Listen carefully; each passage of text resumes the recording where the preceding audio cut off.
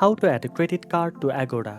First of all, open your preferred browser and go to the official website at agoda.com.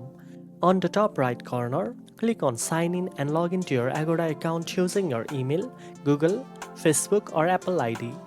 Once you are signed in, click on your profile icon at the top right and select the profile option. Next, go to the payment method section. Here you will see an option to save your credit card information.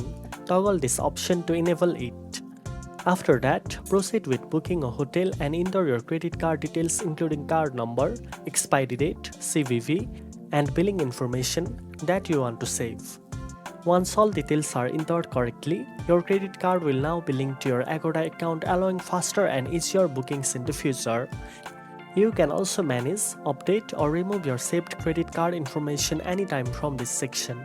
Adding a credit card ensures smooth bankings, faster checkout and secure payment options for all your Agoda reservations. Now you know how to add a credit card to your Agoda account. If you found this tutorial helpful, don't forget to like, share and subscribe for more booking tips. Thanks for watching and I'll see you in the next one.